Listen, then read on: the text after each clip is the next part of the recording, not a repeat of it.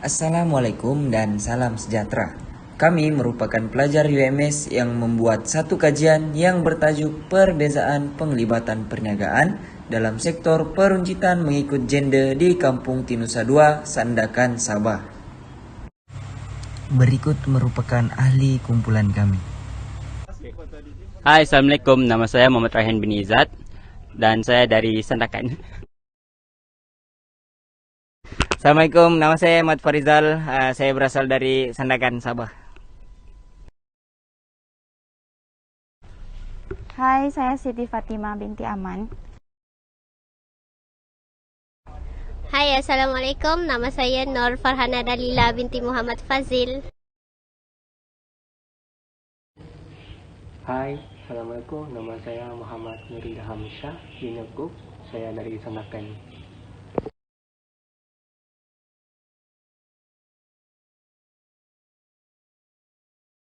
Kawasan kajian yang telah kami pilih adalah bertempat di Kampung Tinusa II, Sandakan, Sabah.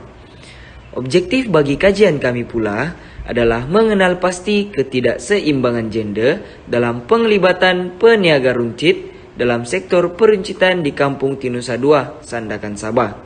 Manakala objektif yang kedua adalah mengenal pasti faktor penglibatan wanita dalam sektor peruncitan di Kampung Tinusa II, Sandakan, Sabah. Istilah gender berasal daripada peradaban barat yang mana ia lahir kesan protes golongan perempuan terhadap ketidakadilan kaum lelaki dalam masyarakat barat. Secara etimologinya, gender merupakan perkataan Inggris yang dipinjam dari kosakata lama Prancis genre yang berarti kind, genus, style yang mana sumber ambilannya dari bahasa Latin gender yang bermaksud race, kind.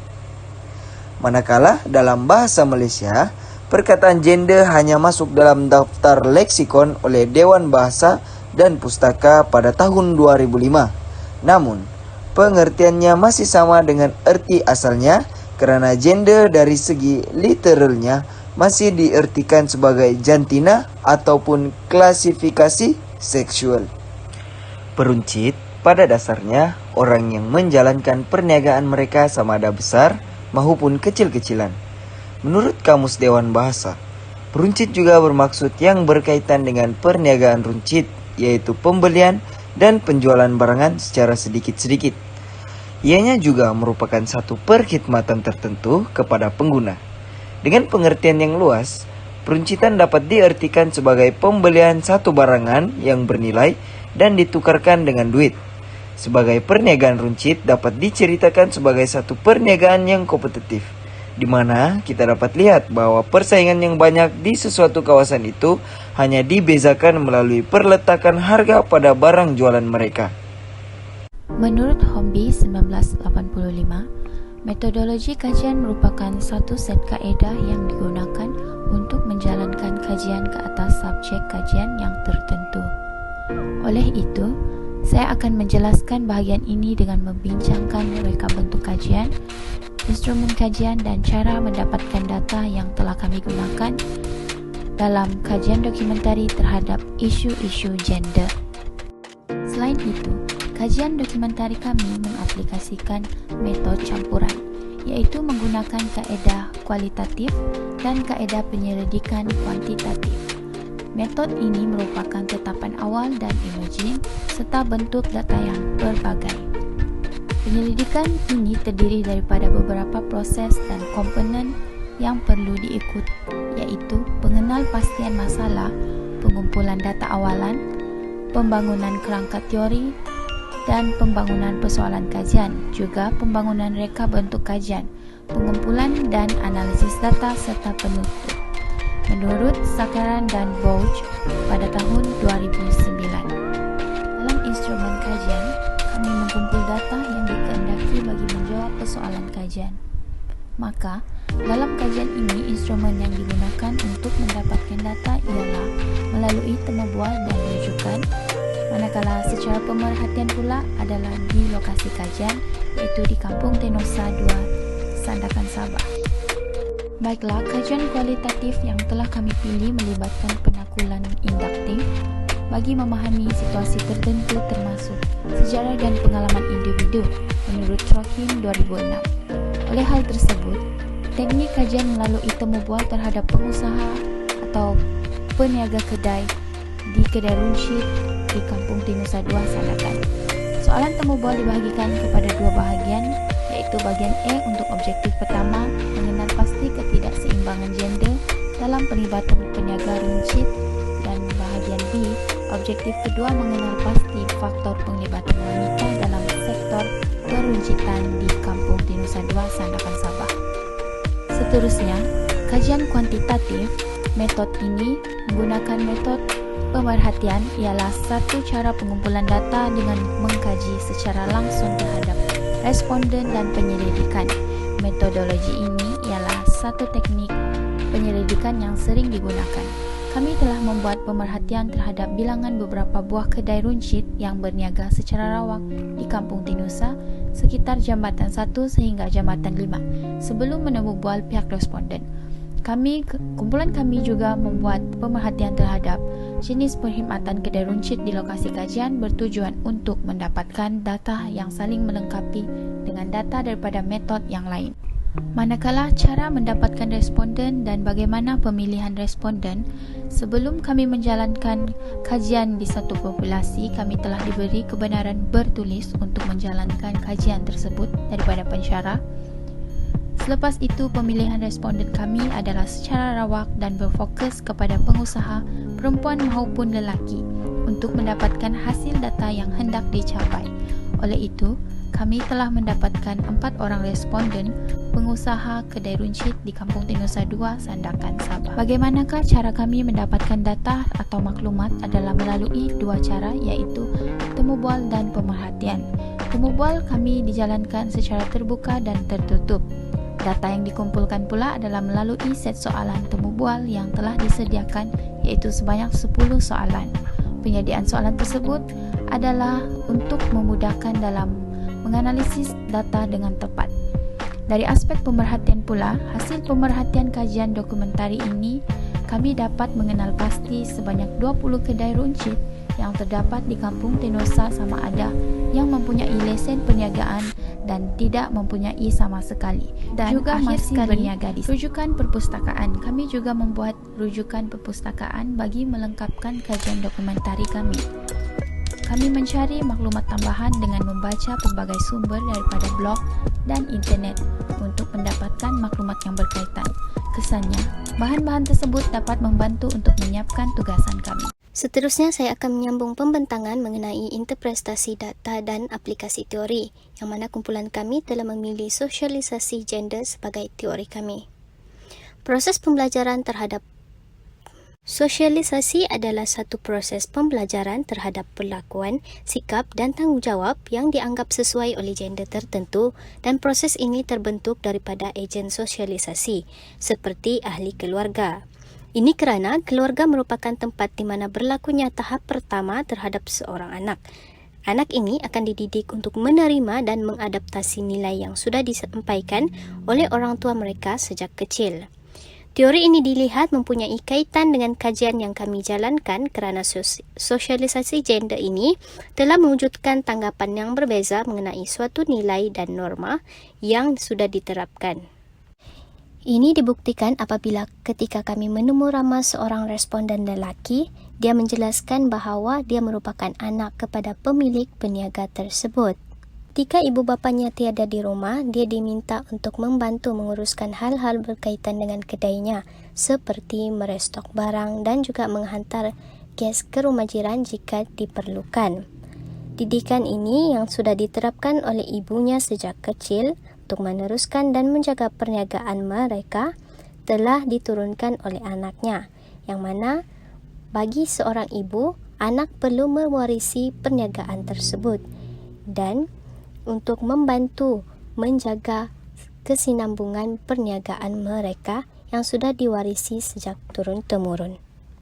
Malah sosialisasi gender ini turut menjelaskan bahawa wujudnya normalisasi yang cuba diterapkan oleh ibu bapa terhadap anak mereka yang mana pemilik kedai wanita, yang kami temu ramah menjelaskan bahawa wanita juga perlu bekerja dan mencari wang sampingan.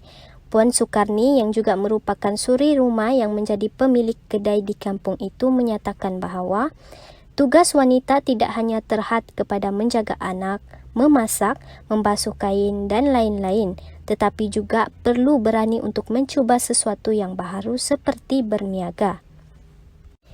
Ini bertujuan supaya wanita juga dapat mencari wang sampingan tanpa mengharapkan nafkah daripada suami semata-mata. Ini sekaligus membuktikan nilai kewanitaan yang biasanya digambarkan sebagai menjaga rumah dan membuat kerja-kerja rumah sememangnya sudah kurang sesuai diterapkan dalam generasi baru hari ini, kerana tidak kira sama ada lelaki maupun wanita perlu juga untuk mempelajari ilmu lain seperti ilmu perniagaan, dan nilai-nilai ini perlu dinormalisasikan agar dapat membentuk generasi baru yang lebih berfikiran terbuka. Assalamualaikum, nama saya Muhammad Nurindah Hamsyah. Saya akan membentangkan tentang kontekstual isu lalu dan isu semasa. Isu lalu, marginalisasi terhadap kaum wanita, iaitu peminggiran dan kemiskinan ekonomi terhadap wanita. Meskipun bukan semua marginalisasi disebabkan oleh ketidakadilan gender, namun apa yang menjadi persoalan dalam analisis gender adalah marginalisasi yang disebabkan oleh perbezaan gender. Contohnya seperti upah kerja yang berbeza di antara lelaki dan wanita. Selain itu, berlaku juga sabonisasi terhadap wanita, iaitu menjadi golongan bawahan atau kelas kedua pada salah satu jenis seks yang secara umumnya terjadi pada kaum wanita.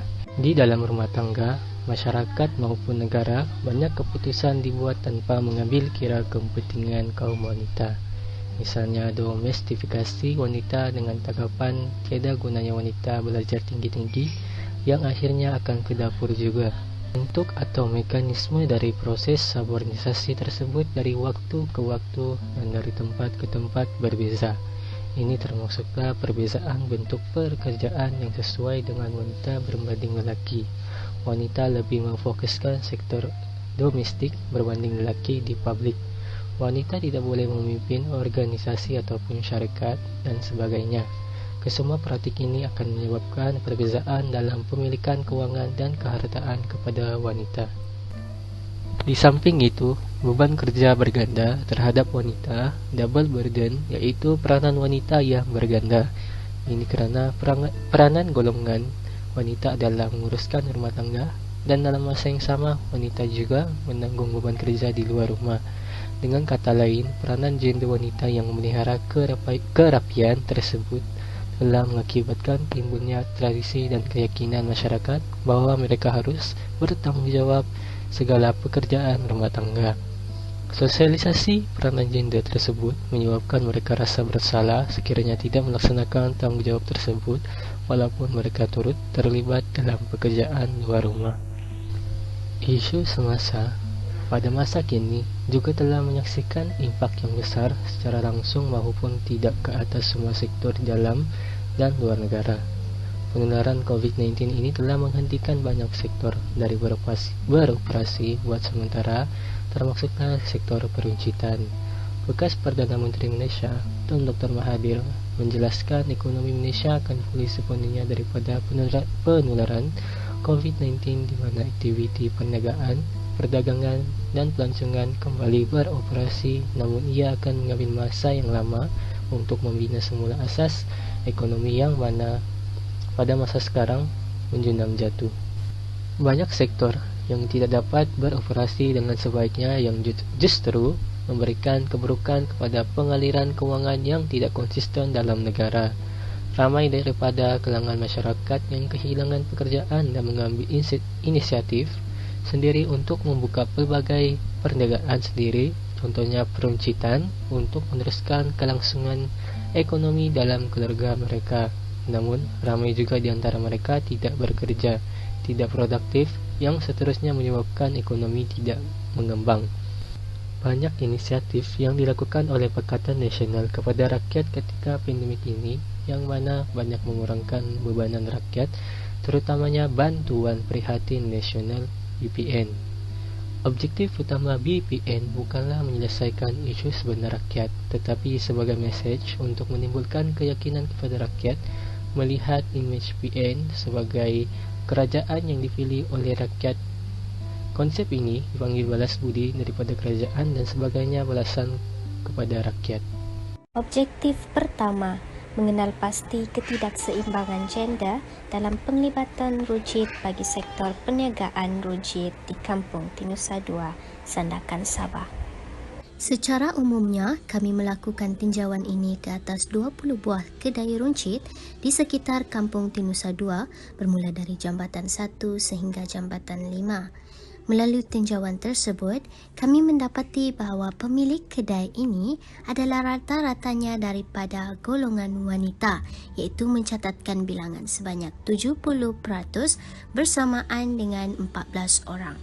Manakala selebihnya, iaitu 6 orang bersamaan dengan 30% adalah pemilik daripada gender lelaki.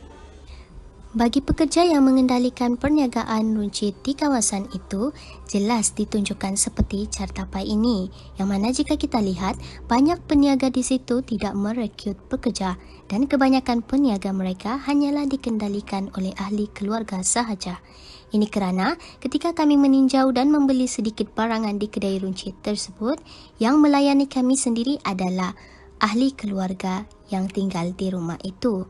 Namun, apa yang dapat dijelaskan di sini daripada yang dapat diperhatikan, seramai 25% daripada 20 buah kedai tersebut bekerja di kedai runcit dan mereka adalah golongan lelaki. Namun, pemilik perniagaan itu adalah golongan wanita. Manakala selebihnya iaitu 75% bersamaan dengan 15 orang golongan wanita adalah yang bekerja di kedai runcit itu. Mereka juga merupakan pemilik kedai itu yang mana mereka sendiri menguruskan kedai dari mana proses pembelian barang sehinggalah menjaga kedai tersebut. Tinjauan kami ke atas kawasan tapak perniagaan runcit di kampung itu turut mendapati bahawa kebanyakan kedai di situ dibina berdekatan dengan rumah pemilik dan turut membina kedai runcit di dalam rumah mereka. Ini kerana kawasan perkampungan itu sememangnya padat dengan penduduk dan terdapat banyak rumah yang dibina di atas air itu dibina rapat dan menyukarkan pemilik perniagaan untuk membina kedai runcit mereka di kawasan lain. Malah membina kedai di dalam rumah lebih selamat kerana ia dapat mengelakkan daripada berlakunya kecurian dan kebakaran serta lebih mudah dikendalikan oleh ahli keluarga. Akhir sekali adalah tinjauan kami mengenai barangan dan perkhidmatan yang disediakan di kedai tersebut. Kami mendapati bahawa rata-rata peniaga runcit di kampung itu kesemuanya menjalankan perniagaan yang sama, iaitu menjual barangan harian seperti tepung, minyak, beras, gula, makanan ringan dan sebagainya. Oleh itu, daripada hasil pemerhatian yang telah kami jalankan, dapatlah dijelaskan di sini bahawa wujudnya ketidakseimbangan gender dalam perniagaan runcit di kampung itu. Mereka juga adalah dari lingkungan umur yang berbeza, iaitu antara 20 tahun dan ke atas. Wanita yang berkecimpung dalam dunia perniagaan runcit di kawasan ini juga merupakan ibu tunggal, isteri, haja dan orang kurang upaya yang mempunyai taraf ekonomi berbeza yang dapat kita lihat jelas dari segi struktur bangunan kedai dan kuantiti barangan yang dijual dan perkhidmatan yang disediakan di kedai mereka.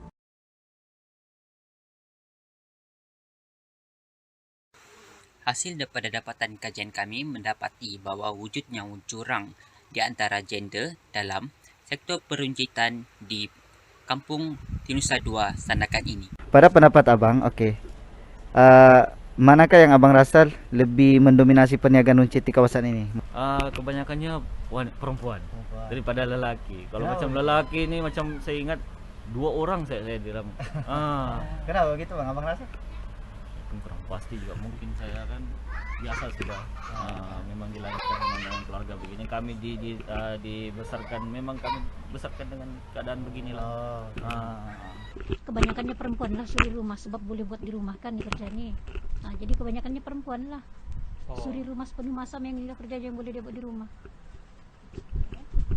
Kebanyakannya owner dia perempuan.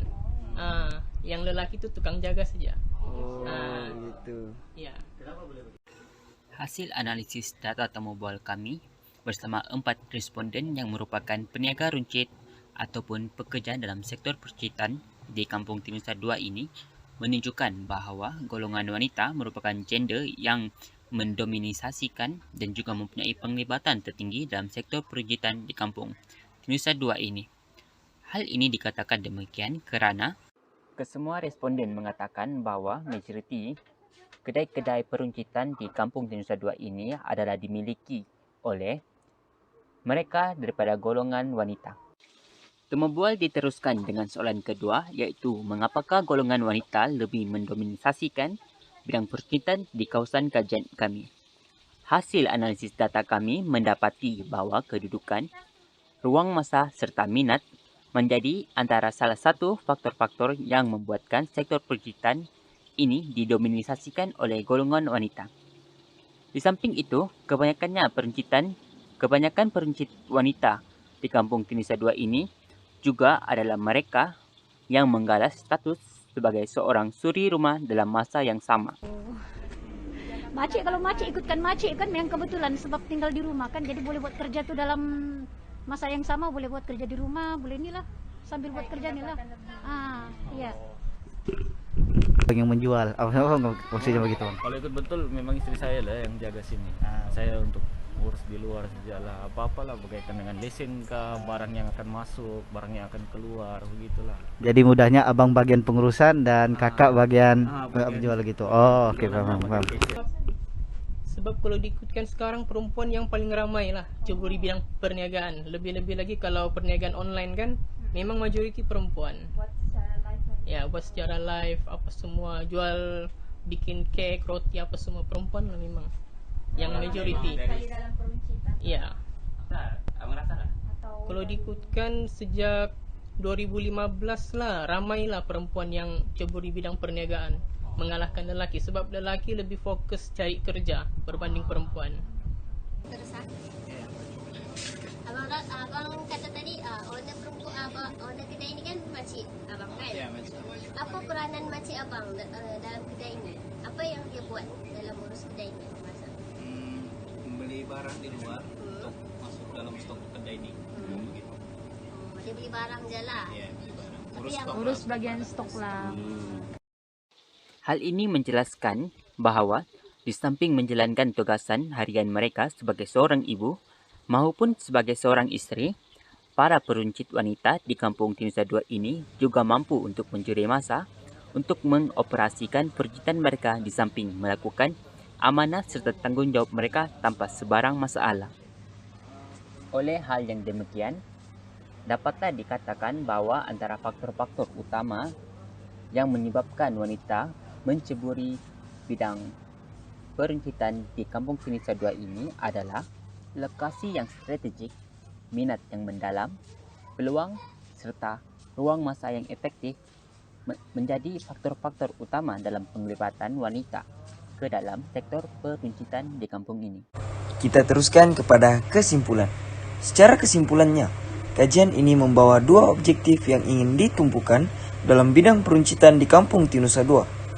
Ianya berkaitan dengan keseimbangan gender dalam penglibatan di sektor peruncitan dan faktor yang membawa wanita untuk menceburi bidang peruncitan ini. Hasil daripada kajian ini menunjukkan bahwa wanita lebih mendominasikan penjagaan runcit di Kampung Tinusa 2. Walau bagaimanapun, lelaki juga menjadi sebahagian daripada penjagaan runcit di Kampung Tinusa 2. Dalam hal ini, penyelidikan ini menggunakan kaedah pemerhatian dan kaedah kualitatif. Pengkaji turun ke kawasan kajian untuk meninjau kedai runcit yang ada di kawasan kajian. Hal ini juga harus diambil tahu kerana ingin mengetahui seberapa banyak lelaki maupun wanita yang ada dalam bidang peruncitan. Para pengkaji juga menggunakan kaedah temu ramah.